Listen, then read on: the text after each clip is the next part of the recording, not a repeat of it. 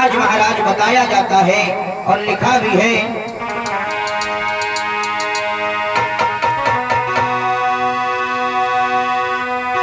कि काम क्रोध मद लोभ लुटेरे जन्म जन्म के तेरी मेरे।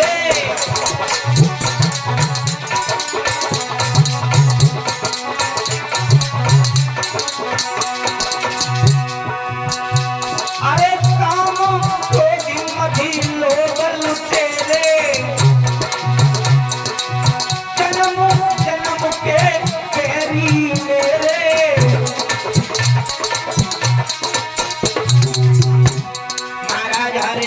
के पीछे 5 शत्रु पड़े हुए हैं, काम क्रोध मद लोभ और अहंकार। हर प्राणी के पीछे 4-5 शत्रु पड़े हुए और बताया ये जन्म जन्म के पैरी मेरे।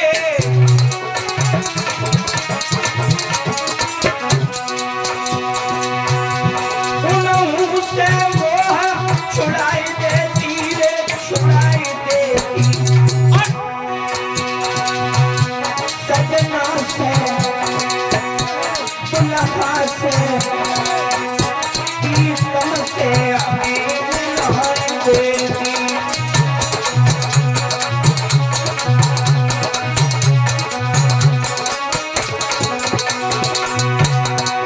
क्या बताया ये प्रीतम नहीं परमात्मा रूपी पिया। ये संसार का तो ये सब मतलब का जमाना है, ये सब मतलब के रिश्ते हैं। असली पिया कौन है? भगवान। जब आत्मा इस शरीर को छोड़कर के परमात्मा के पास में जाती है तो तब कबीर दास जी लिख रहे हैं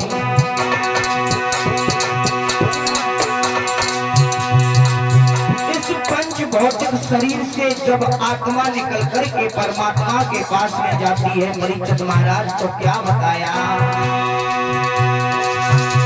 अरे जा रही है भैया जा रही है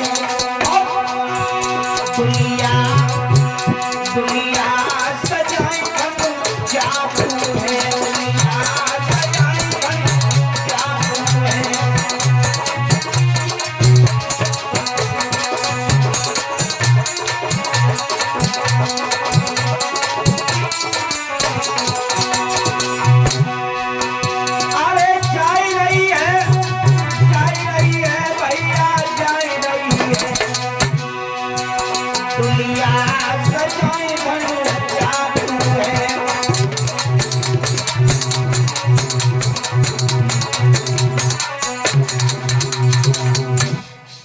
बताया जब ये आत्मा परमात्मा के पास में पहुंचती है परीक्षित महाराज, तब हमें और आपको एक एक चीज का हिसाब देना पड़ता है। इधर गौकर्ण ने परीक्षित जी शरीर रूपी पत्थर पर भगवान का नाम अंकित कर लिया था, तो ये भवसागर से पार हो गई। और जो ये धुंधकारी था ये वेश्याओं के चक्कर में पड़ गया, तो इसका विनाश हो गया।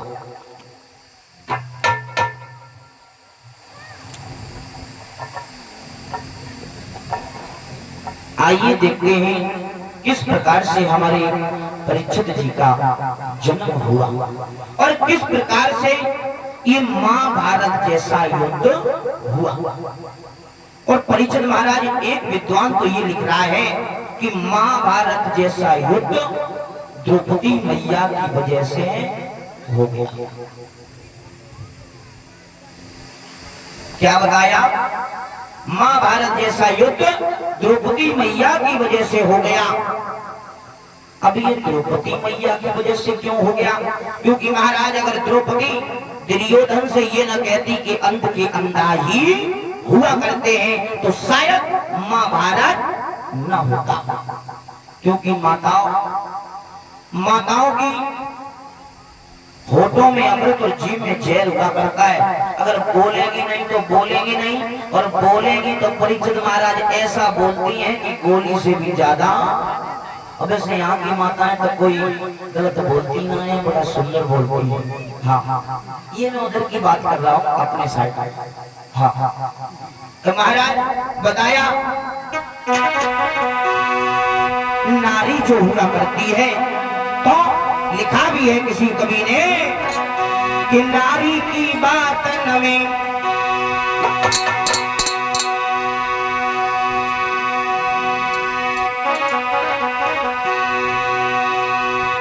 कि नारी की बात नवे और बड़े बड़े बिगड़ गए।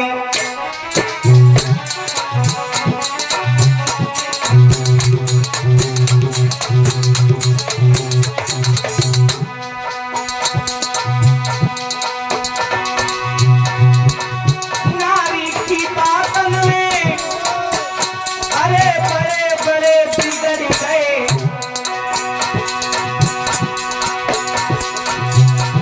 अरे के गई की बात में दशरथ भी चले गए।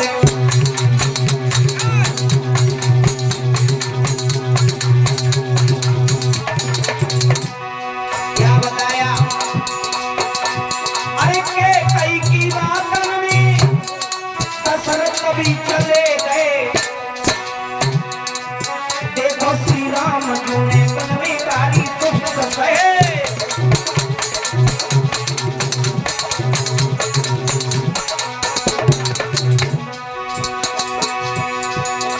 सीता की बुद्धि से लक्ष्मण भी रोई गए। और मंथरा की बुद्धि से सुख सारे सोई गए।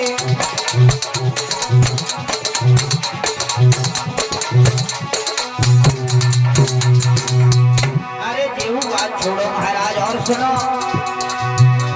अरे मेनका के पीछे गुरु विश्वामित्र को रानी अरे हुए तपस्या और उनकी मणि डाल गए।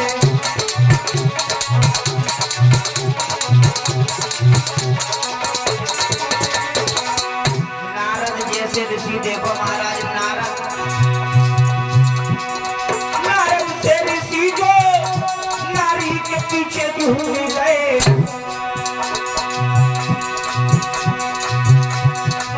आज भी न जाने कितने मौत चूक गए।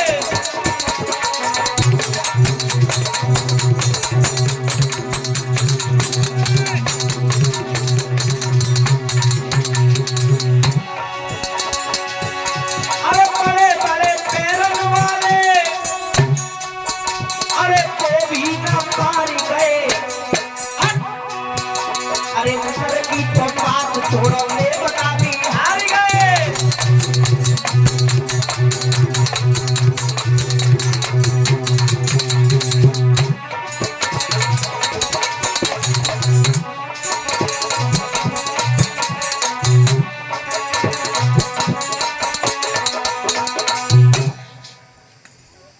आज महाराज क्या बताया, इस संसार में माताएं जो हुआ करती हैं वो विद्वान कहता है कि मैया द्रौपदी की वजह से महाभारत का युद्ध हो गया। अगर द्रौपदी दुर्योधन से अंध का अंधा न कहती तो शायद महाभारत नहीं होता। तब तक दूसरा विद्वान कहने लगा कि महाभारत जैसा युद्ध द्रौपदी की वजह से नहीं हुआ परीक्षण महाराज। बोले फिर? बोले महाभारत जैसा युद्ध शकुनी की वजह से हो गया। शकुनी, ये शकुनी कौन थे? ये जो शकुनी थे ये धृतराष्ट्र के साले साहब थे। क्योंकि महाराज जो साले होते हैं और आजकल वैसे साले और सालियन भी ज्यादा चलता है, साले और सड़वाई।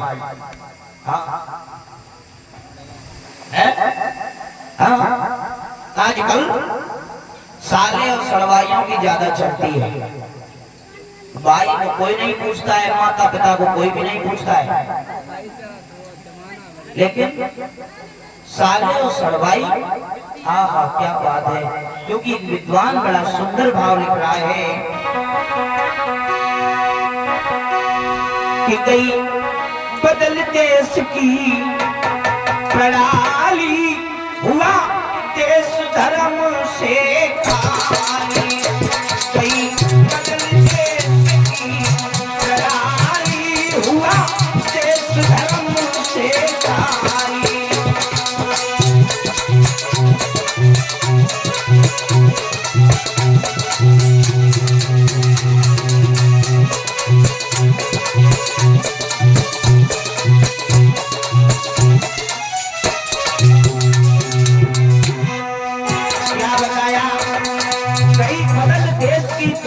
हुआ देश धर्म से खाली। और सुनो परीक्षित महाराज,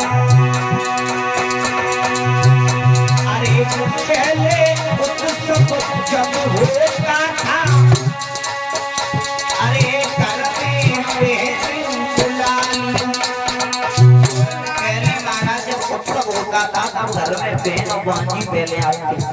सही बात है माताओं, गलत है?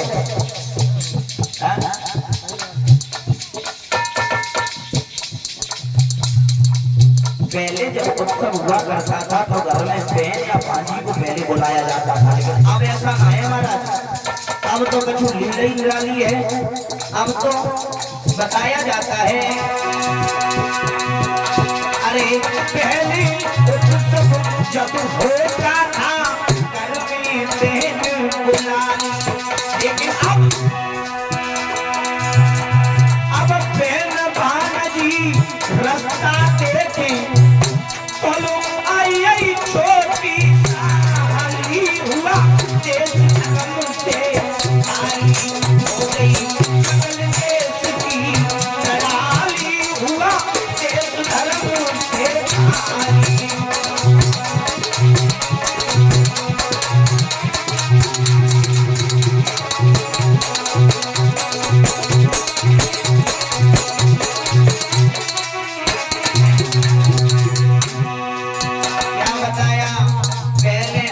जब होता था घर में बहन बुला ली, लेकिन अब बहन भांजी रास्ता देके चलो आई छोटी साली जी आ गई है। बहन की तो कोई क्योंकि वे पहले ही लगा दी, अगर धोखे में अगर आई गई, लेकिन गलती उनकी है महाराज। जो आजकल की भाभियां होती हैं ना, गलती उनकी है, क्योंकि उनकी जब शादी आए रही तो उन्हें उठ के उन्हें चेन आइलैंड बताओ अच्छा। क्योंकि महाराज गई बदल देश की प्रणाली, हुआ देश धर्म से खाली।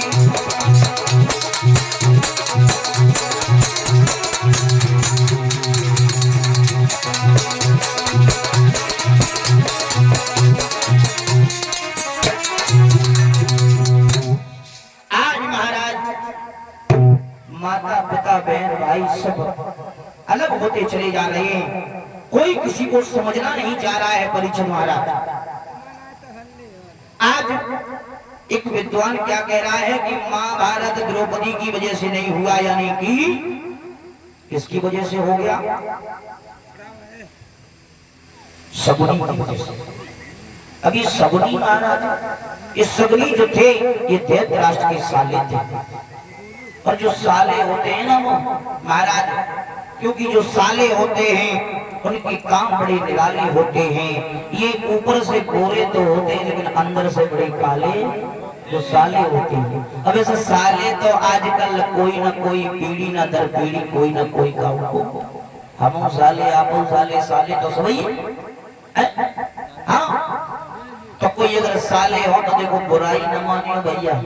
हाँ, ये आपकी बात नहीं है, ये सभी की बात है। क्योंकि हर कोई, हमने पहले बता दिया, कोई ना कोई किसी ना किसी का साला जरूर है। तो महाराज विद्वान बड़ा सुंदर भाव लिख रहा है कि महाभारत शकुनी की वजह से हो गया। कैसे हो गया बताया कि जिस घर में साला रहता है गया उसका निकल दिवाला है, और है ना नाग में तुम बहनों के और सालों ने गजब कर डाला है।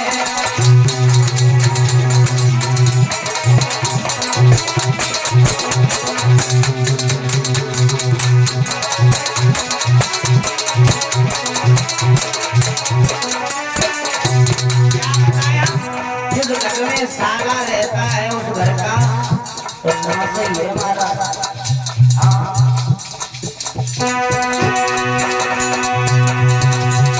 जिस घर में साला रहता है गया उसका निकल वाला है।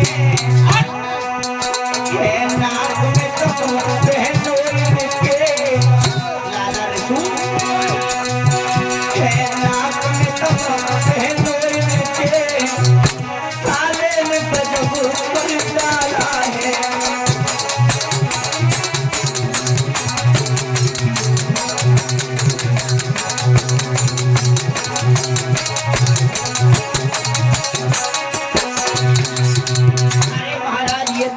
छोड़ो, ये तो सगुनी की बात थी। और दूसरी बात बता रहे, एक प्रमाण नहीं 4-6 प्रमाण बताएंगे आपको। वसुदेव का साला कौन था? कंस। कंस वसुदेव का साला था कि नहीं था? बुजुर्गों पीछे आप लोग बैठे हो, कंस किसका साला था? वसुदेव का। बेनोई वसुदेव और देवकी को इसने चैन से सोने नहीं दिया और इसने मथुरा की जेल में डाल दिया। लेकिन बताया, ये भी बात छोड़ो, परमाल का साला कौन था महाराज? मायल है। परमाल का साला मायल था परीक्षित महाराज। और बताया परमाल का साला मायल था, दिन रात लड़ाई करवाई। अरे बड़े बड़े योद्धा मारे, अरे बड़े बड़े योद्धा मारे, आला ऊंचा मरवाई।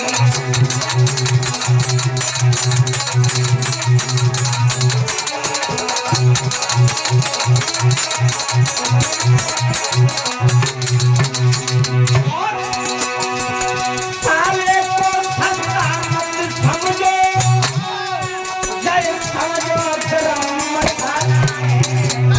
लाला के नाम में सब बहनों के साले ने गजब कर डाला है।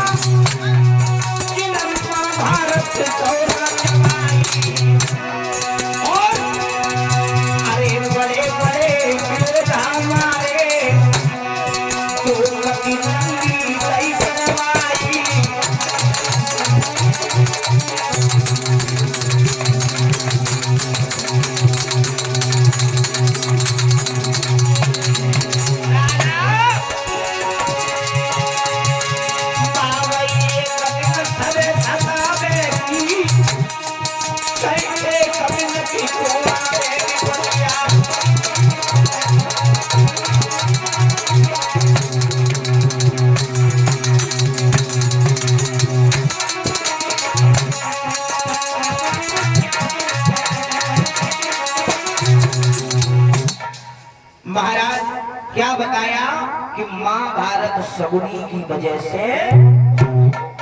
चलो ये तो बात ठीक है कि महाभारत एक विद्वान कह रहा है कि द्रौपदी की वजह से हुआ और एक विद्वान ये कह रहा है कि महाभारत सगुनी की वजह से हुआ। लेकिन महाभारत तो हुआ महाराज, लेकिन महाभारत कुरुक्षेत्र के मैदान में ही क्यों हुआ परीक्षित महाराज? इसका भी तो कोई कारण होगा।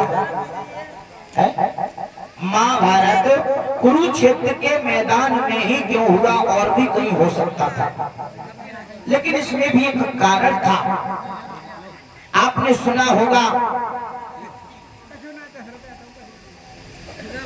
कि उद्यालक मुनि और चंद्रकला जो श्रवण कुमार के माता पिता थे। श्रवण कुमार को तो सभी लोग जानते होंगे, उद्यालक मुनि और मैया चंद्रकला को आंखों से दिखाई नहीं देता था। तो आज बेटा श्रवण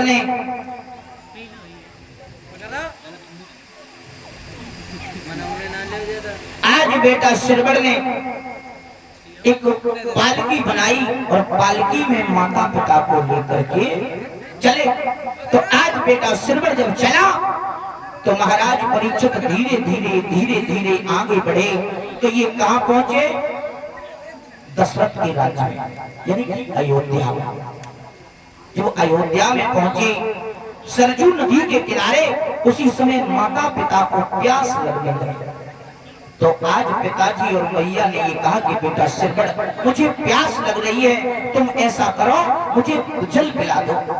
उसी समय श्रवण ने माता पिता को डोली से उतारा और बिठाने के बाद आज श्रवण ने दुम्मी को उठाया, कमंडल को उठा करके श्रवण कुमार जल भरने के लिए चले। तब तक इधर जो महाराज दशरथ हैं, इन्होंने घोड़ा को तैयार किया और घोड़ा लेकर के सवारी करके, क्योंकि राजाओं का नियम हुआ करता है शिकार खेलना, शिकार खेलने के लिए चले। बताया जाता है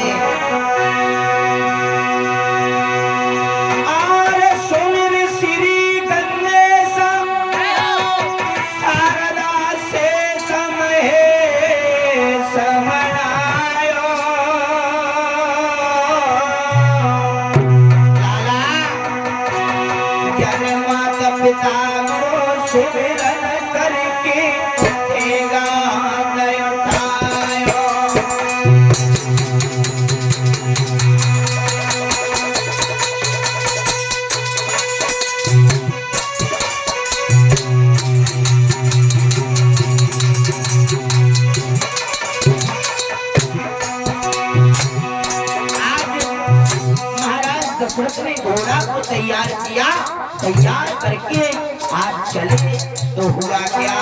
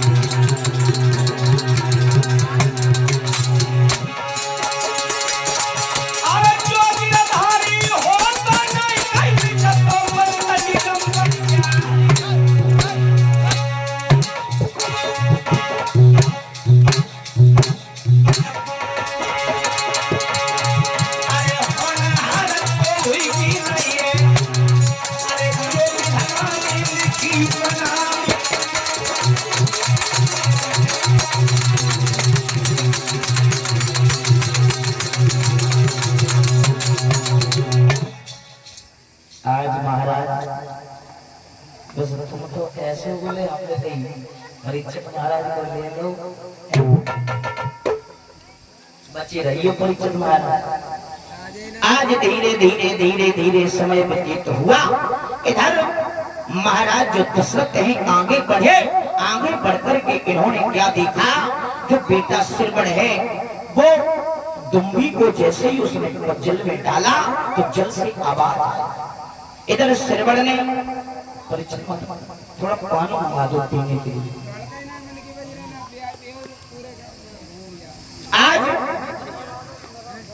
धीरे धीरे धीरे धीरे समय बीता।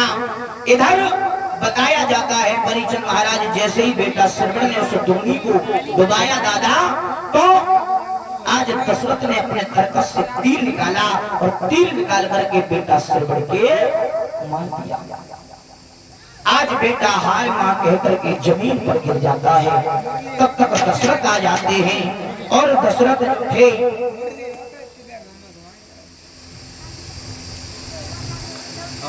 प्रसादी ले लो, प्रसादी प्रसादी।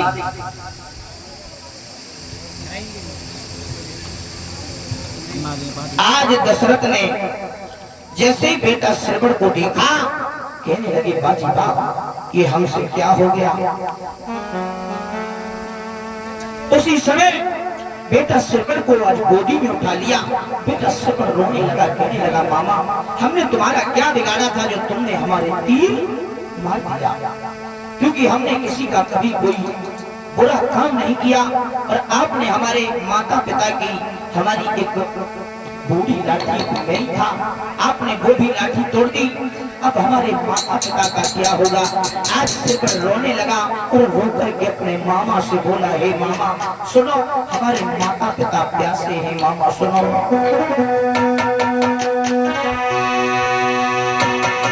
अरे मामा जी मेरे मरने के बाद में अरे इतना कष्ट उठा लेना, अरे प्यासे मेरे माता पिता को पानी जरा पिला देना।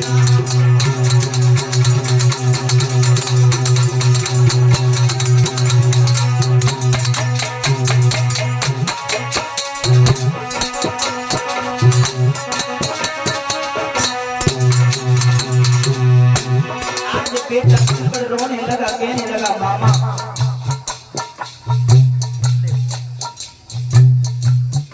क्या नाम है? शेरू।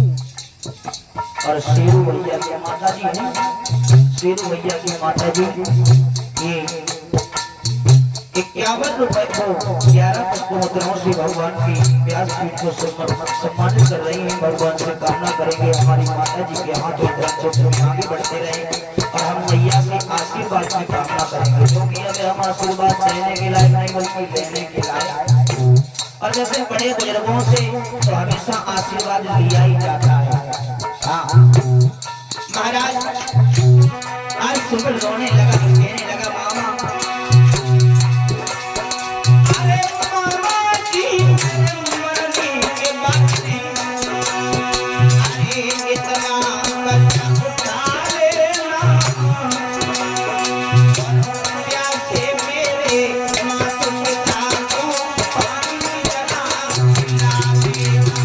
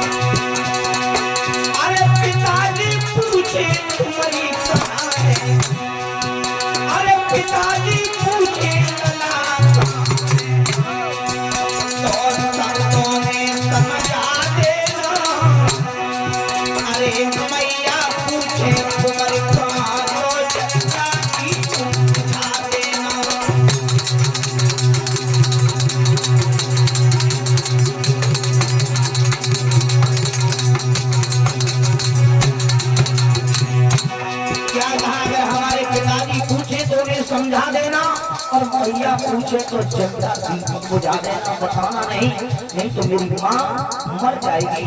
और क्या बोले,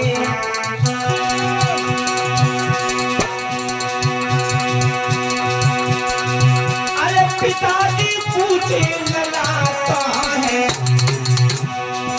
तो शब्दों में समझा देना। अरे मैया पूछे तुम्हारी कहाँ, तो जल्दा दीपक बुझा देना।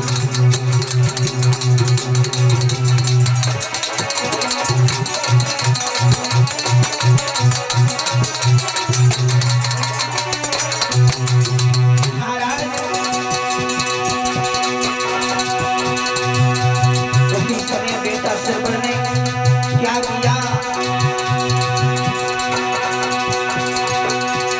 आज अपने मामा के घुटनों पर सर रख करके आज पुत्र के प्राण निकल गए और बताया, भैया ऐसे करके आज, भैया ऐसे करके आज लला दुनिया से लड़ गए, भैया ऐसे करके लला आज दुनिया से लड़ गए।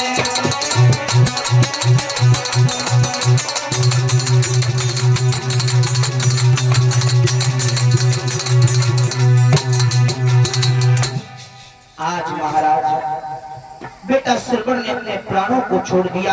इधर दशरथ ने जल को उठाया और लेकर के चले परीक्षित महाराज। कहां पहुंचे, जहां उद्यालक मुनि और मैया चंद्रकला बैठे हुए हैं। आज मैया कहने लगी, हमें लगता है मेरा पुत्र आ गया और मेरा बेटा आ गया। उसी समय मैया कहने लगी, लाला बोल क्यों नहीं रहे हो बेटा सिरवर, जब सिरवर हो माता तब तो बोले।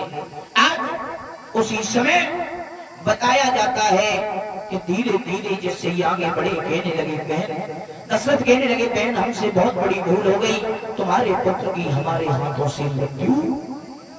आज मैया चंद्रकला और उद्यालक मुनि दोनों पछाड़े खाने लगे। और उसी समय क्योंकि महाराज बताया भी जाता है, जिस माता पिता का पुत्र जवानी में खत्म हो जाए उस माता पिता का बुढ़ापा बिगड़ जाता है, और जिसका पुत्र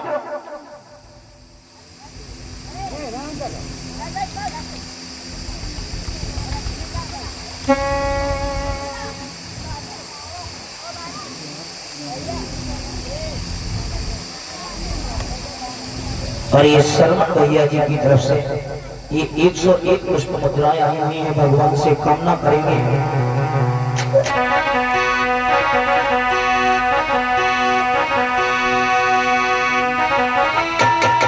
अरे शर्मन मेरे भैया रे, तुम सदा सुखारी रही हो।